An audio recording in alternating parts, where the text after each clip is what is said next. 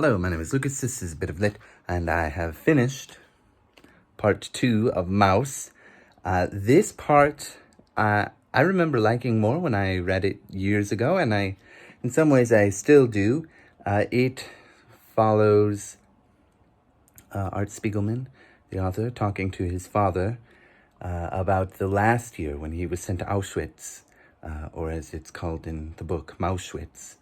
And this particular part focuses a lot on Art's own feelings of guilt compared to what his father has gone through, and maybe even his own father's feelings of guilt, and how in this particular half, Art's father, Veldak, his second wife, Mala, has left off to Florida for most of the story. She comes back by the end.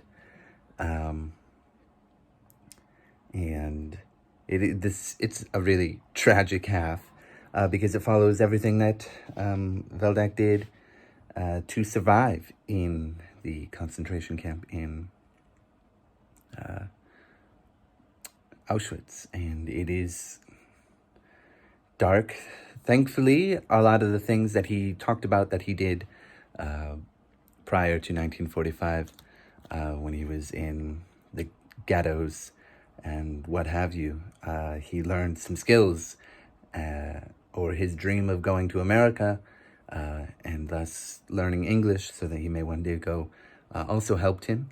But the amount of luck that was involved with his own survival, not putting aside his own resourcefulness, but the amount of luck in here is just incredible and tragic, because you do get a sense of the weight of the incredible loss of life to this terrible moment. Another emotion that this strongly delves into, not just survivor's guilt, but also Art's own feelings of inadequacy, because there's nothing he can do that is greater than surviving the Holocaust. And he's always felt inadequate because of that, and the way his father is, and has been molded by his own experience at Auschwitz and Dachau. I can't say that name, but I tried. We see him become a tinsmith and a shoemaker and all different kinds of things, and find ways to make some deals and make some trades so that he can get his wife moved in closer. And then they are separated for quite a long time once the Americans come. Well, once the Soviets come into Berlin, and the Americans too. And anyway, he has some difficulties as a tinsmith because he doesn't exactly know how to work tin, but he did observe how people did it. Same thing with shoemaking, though he seems to be better off there. And there is a Jewish character there that is a communist and knows that Valdek had a factory, and, well, gets very angry at him for his former capitalist ways. And anyway, there's another really interesting part where, when a lot of this, actually, I would say more of this focuses on the present moment than the first half did. And it has a lot to do with the deteriorating health of Valdek and how he's going to survive by himself. And is Art willing to live with him? Probably not, because he'd go crazy. And, Mala's gone. We doesn't want to go to a nursing home. Is there any way, what can we do with him as his health deteriorates? And, they get into a lot of fights while Art and Francois are there, taking care of him, checking in on him for the weekend, and the present day sort of spans a couple of seasons. And there's this time where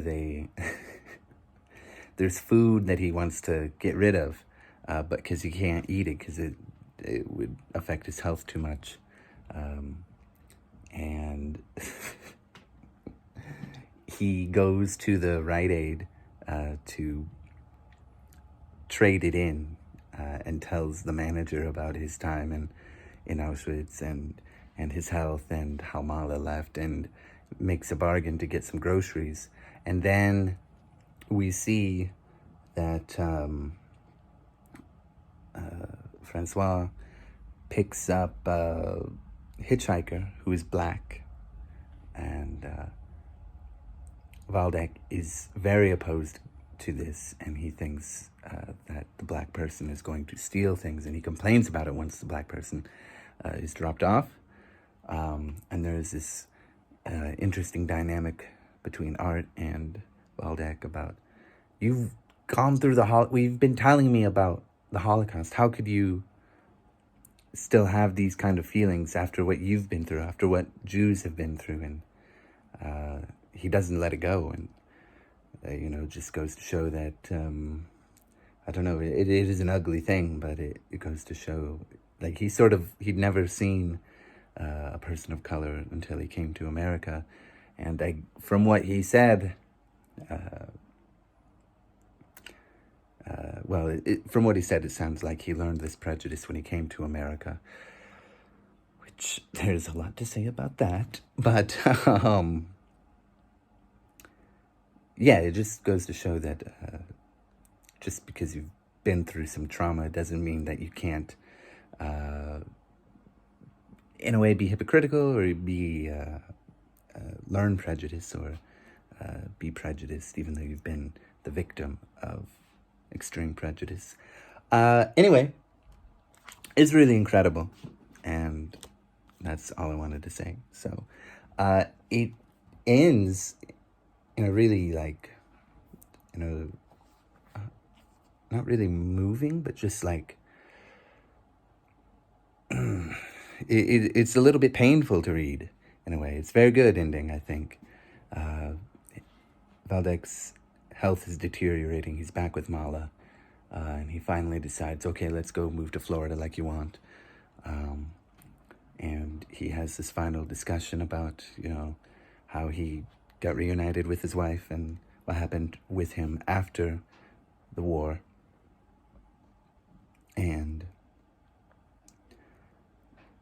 there's this moment at the end where, after he's explained everything, he's in his bed and he's trying to sleep, and he says, that's enough.